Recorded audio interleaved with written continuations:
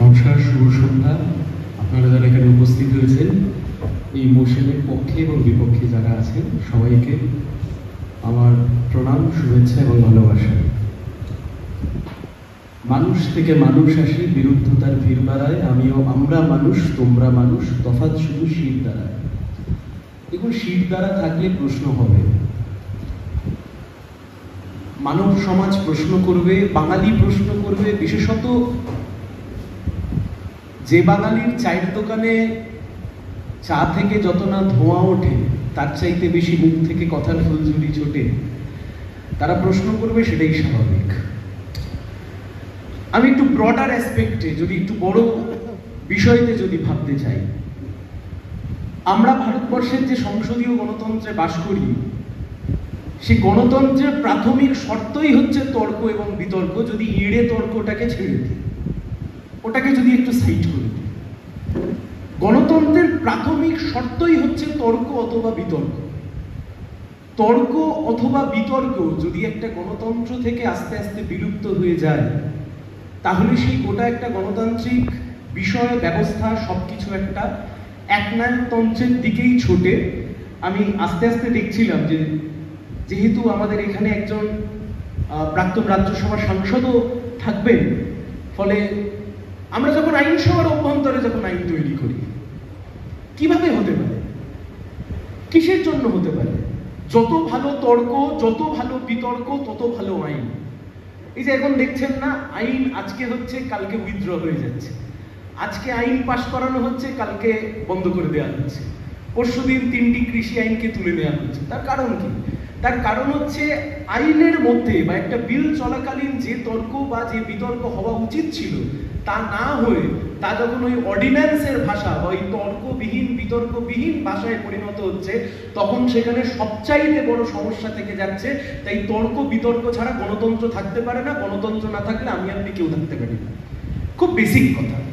সবচাইতে বড় কথা আজকের বিষয় যে তার্কিক বাঙালির তার্কিক মন হচ্ছে উন্নতির অন্তরায়, এটাও আজকে ঠিক হবে তর্কেরই মাধ্যমে। তাই তর্ক ছাড়া যে বিষয়টাতে সব আটকে যাচ্ছে তা নয়, কিন্তু তর্কের মাধ্যমে বা বিতর্কের মাধ্যমে আমরা কিছুটা সামনের দিকে যেতে পারি। দেখুন, তর্কের জন্ম কোথা থেকে হয়? তর্কের জন্মই হয় যুক্তিবোধ থেকে। যুক্তিবোধের জন্ম কোথা থেকে হয়? তা হয় শিক্ষা থেকে। তাহলে কোথাও গিয়ে যদি আমরা থমকে যাই, তাহলে সেটা তর্ক করার জন্য থমকে যাচ্ছি না। হয়তো শিক্ষার যে মান ছিল বা আমাদের শিক্ষার যে মেরুদণ্ড ছিল, সেই মেরুদণ্ড বা মানে কোথাও আঘাত লেগেছে, তাই জন্য মূল্যবোধ আঘাতপ্রাপ্ত হচ্ছে, তাই জন্য যুক্তিপ্রদ আঘাতপ্রাপ্ত হচ্ছে, তাই জন্য সেই তর্ক মাঝে মাঝে হয়তো কিছুটা এড়ে তর্ক হচ্ছে। তর্ক কখনো উন্নতির অন্তরায় হতে পারে না। আমি আস্তে আস্তে দেখছিলাম যে রিসার্চ করতে করতে, যেহেতু আজকে অনেক গুণী মানুষরা থাকবেন, তাদের মাঝখানে যদি একদম গিয়ে ঝটিকা বক্তৃতা করে চলে আসে, সবাই ধরতে পেরে যাবে যে ভারতবর্ষের তার্কিক ইতিহাস 1957 সালে সম্ভবত জাতিসংঘে কৃষ্ণন মেনন টানা 9 ঘন্টার বক্তৃতা করছেন। আমরা কথা বলতে ভালোবাসি। দ্য আর্গুমেন্টিভ ইন্ডিয়ান, তর্কপ্রিয় ভারতীয়। অমর্ত্য সেন লিখছেন, যে দেশে এত বৈচিত্র্য, এত ধর্ম, এত শ্রেণী, এত অর্থনৈতিক বৈষম্য, সেখানে তর্কটাই স্বাভাবিক, অস্বাভাবিক নয়। কিন্তু আমরা যদি এটাকে দুটো ফেজে ভাগ করি, এক হচ্ছে তর্ক আর এক হচ্ছে উন্নতি। এই উন্নতি 3 রকমের হতে পারে: অর্থনৈতিক উন্নতি, সামাজিক উন্নতি, মূল্যবোধের উন্নতি। এখন দেখুন, অর্থনৈতিক উন্নতির সাথে কোনো দিক থেকে তর্ক, কোনো দিক থেকে বিতর্ক সম্পৃক্ত নয়। অর্থনৈতিক উন্নতির জন্য যা সরাসরি যুক্ত থাকতে পারে, তা যে কোনো শাসক দল যখন ক্ষমতায় থাকে, তার রাজনৈতিক সদিচ্ছা, তার পলিসি মেকিং, এর বাইরে কিছু হতে পারে না। সামাজিক যে বিষয়, আমরা আজকে যেখানে দাঁড়িয়ে আছি, আমি যে মোড়টা থেকে ঘুরে আসলাম, যে তর্ক করা কেন প্রয়োজন, কেন বাঙালিরা এখনো, হ্যাঁ এটা ঠিক যে বাঙালিরা একটু তর্ক করতে ভালোবাসে, একটু প্রশ্ন করতে ভালোবাসে, কিন্তু এই বিশ্বাস আমরাই করি যে শেষ 14 দিন ধরে কলকাতা সহ গোটা পশ্চিমবাংলার বুকে যে এক নতুন গণ আন্দোলনের রূপ দিয়েছে, এক নতুন আন্দোলন, সবাই মিলে সমাজের সর্বস্তরের মানুষ, রাজনীতির ঠান্ডার রং ছেড়ে দিয়ে সমাজের সর্বস্তরের মানুষ রাস্তায় নেমে ন্যায় বিচারের দাবিতে আজকে রাস্তায় নেমেছেন। তার মূল বিষয় তর্ক বিতর্ক ছাড়া অন্য কিচ্ছু নয়। কারণ মানুষ বুঝেছে যে যা ঘটেছে তা তো একজনের পক্ষে নয়, ওই তর্ক থেকেই মানুষ সিদ্ধান্তে উপনীত হয়েছে। ও তর্ক যদি না থাকতো তাহলে ওই যাকে দেখানো হচ্ছে এতক্ষণ ফাঁসিতে লটকিয়ে দিলে গোটা বিষয়টা ওখানেই বন্ধ হয়ে যেত। এই একদম জলজ্যান্ত উদাহরণ যে তর্ক ছাড়া সমাজ এগোতে পারে না, তর্ক ছাড়া আমরা পঙ্গু হয়ে যাব, সমাজ পঙ্গু হয়ে যাবে, আমরা এগোতে পারবো না। তার চাইতে বড় বিষয়, এই উত্তর কলকাতা, আমি একটা খুব সুন্দর কোটেশন পড়ছিলাম আজকে আস্তে আস্তে আপনাদের সাথে শেয়ার করছি, যে উত্তর কলকাতার অলিগলি, কলকাতার অলিগলি, রাজপথ, এই সমস্ত কিছু দেখে এক লেখক তিনি লিখছেন যে উত্তর কলকাতার অলিগলি দেখলেই প্রাচীন এথেন্সের আগোয়ার কথা মনে পড়ে যায়। অর্থাৎ এই অলিগলির মধ্যে ছোট্ট ছোট্ট খুবচি করা থাকতো, মাথায় বিভিন্ন রকমের ছাদ দেওয়া থাকতো, এই তিরপল যাকে বলে, যাকে বলা হতো স্টোয়া। সেখানে বসে অনেক ফরাসি দার্শনিক ছিলেন যারা গরিব ছিলেন, তারা সেখানে বসে আলোচনা করতেন, আলোচনার ঝড় তুলতেন।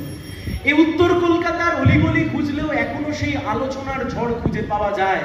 আর এই আলোচনা, তর্ক বিতর্ক, এই সব কিছুই একটা গোটা জাতিকে বেঁচে থাকতে, বাঁচিয়ে রাখতে এখনো সাহায্য করেছে। আমি শেষ করব যে জায়গা থেকে, দেখুন আপনি তর্ক ছেড়ে কোথায় যাবেন? একটা তৃতীয় বিশ্বের দেশ আর সংবিধান আমাকে দায়িত্বের মধ্যে ফেলাচ্ছে, ফান্ডামেন্টাল ডিউটিজের মধ্যে, যে বিজ্ঞান মনস্কতা বাড়াতে হবে। তৃতীয় বিশ্বের দেশে যখনই বিজ্ঞান মনস্কতা বাড়ে সেখান থেকে তর্কের জন্ম হয়, সেখান থেকে বিতর্কের জন্ম হয়।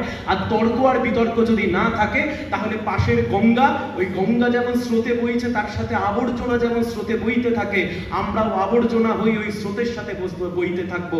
তাতে কোনো তর্ক থাকবে না, কোনো বিতর্ক থাকবে না, কোনো প্রশ্ন থাকবে না।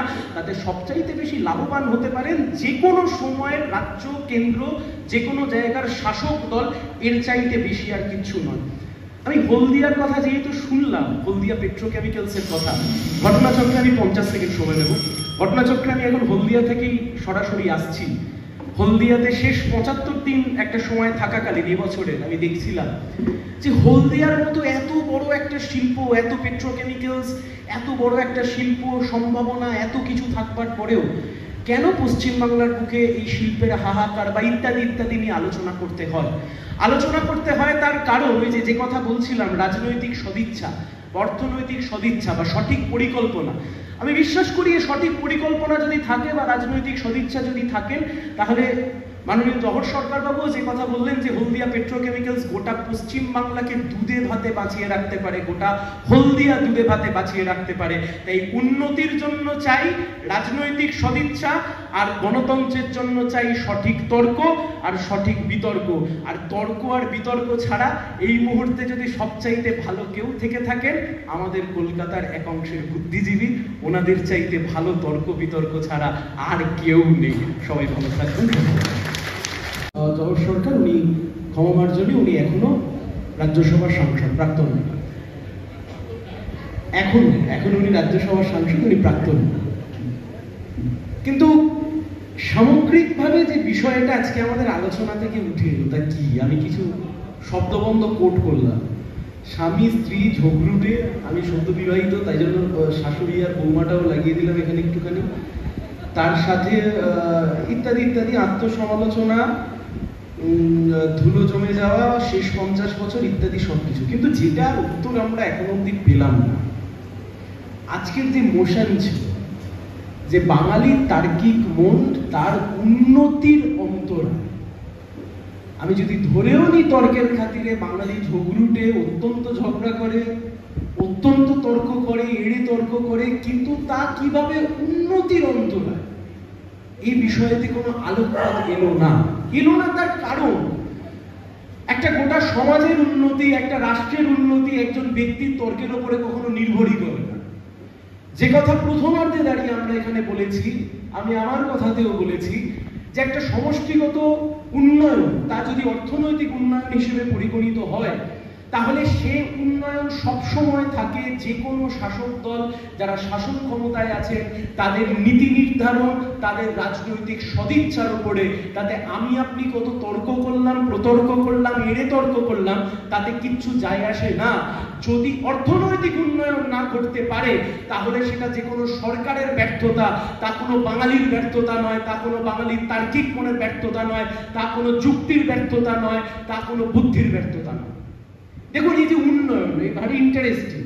আমি যেহেতু লক্ষ্মীর ভান্ডার কথাটা এলো, আমি এটাকে কোট করলাম যে উন্নয়ন আপনার কাছে একরকম, আমার কাছে একরকম, ওনার কাছে একরকম, আবার অন্যজনের কাছে আরেক রকম।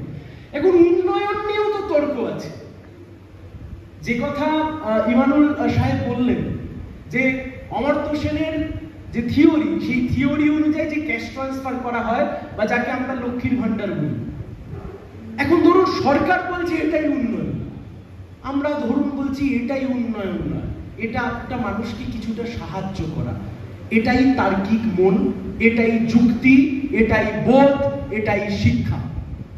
এটাই শিক্ষা অমর্ত্য সেন যে পার্সপেক্টিভে টাকা ট্রান্সফার করবার কথা বলেছে, বিশেষত আফটার কোভিড পিরিয়ড, আমি খুব ভুল না করলে, যেহেতু কোভিডের প্রিভিয়াসলি এবং আফটার কোভিড পিরিয়ড এই দাবি আরো বেশি এসছে, যেহেতু ইনকাম জেনারেট কমে গেছে, মানুষের কাছে ক্যাশ ফ্লো কমে গেছে। সেই সময়তে আরো একটি দাবি উঠেছিল ন্যূনতম 8,000 থেকে 10,000 টাকা সেন্ট্রাল গভর্নমেন্ট যাতে পৌঁছায়। কিন্তু আমাদের কথা হচ্ছে এই বিষয়টাকে যদি আপনি উন্নয়ন বলে দাঁড় করিয়ে দেন তাহলে সেই উন্নয়ন ভয়ঙ্কর উন্নয়ন হয়ে যাবে। তাই জন্য তর্ক কখনো কখনো কোনোদিনও তর্ক বা যুক্তি, বিজ্ঞান, এই কখনো কোনোদিন উন্নতির অন্তরায় হতে পারে না। আমি শুনছিলাম যে পশ্চিমবাংলা, বাঙালি ইত্যাদি ইত্যাদি ইত্যাদি, দেখুন একটা সরাসরি একটা জাত তারা দেশভাগের সময়তে বিভক্ত হয়ে গেল। গোটা দেশের মধ্যে আর কোন এমন জাত আছে বলুন তো? কারা আছে? কিছুটা পাঞ্জাব, বাঙালি ছাড়া আর কারা?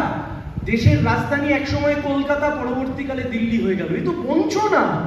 এর জন্য বাঙালির তার্কিক মনের দরকার হয় না, একে বঞ্চনা বলা হয়। এই বঞ্চনার শিকার বাঙালি দিনের পর দিন দীর্ঘদিন ধরে হয়ে এসছে। সে বঞ্চনা থেকে আমরা কি করে সামনের দিকে এগিয়ে যেতে পারি তা নিয়ে আলোচনা হতে পারে। আলোচনা যখন হবে তখন সেখানে তর্ক হবে, এবং অবশ্যই যে যত মত তত পদ, এটাই তো ভারতবর্ষের সংবিধানের কথা। ইউনিটি ইন ডাইভার্সিটি, ডাইভার্সিটি হচ্ছে মুদ্রা বিষয়। তাহলে একটা বিষয় আজকের এই তর্ক সভা থেকে, অন্তত আমাদের সভাপক্ষ থেকে, আমাদের দলের তরফ থেকে আমরা কনক্লুড করতে পারি যে বাঙালির তার্কিক মন কখনো কোনোদিনও শুধু বাঙালি নয়, ব্রডার অ্যাসপেক্টে পশ্চিম বাংলার জন্য, উন্নয়নের জন্য কোনোদিনও অন্তরায় নয়। যদি অন্তরায় হয়ে গিয়ে থাকে তার যে কোনো সরকারের সদিচ্ছা, তার অর্থনৈতিক উন্নয়নের পলিসি। ধন্যবাদ।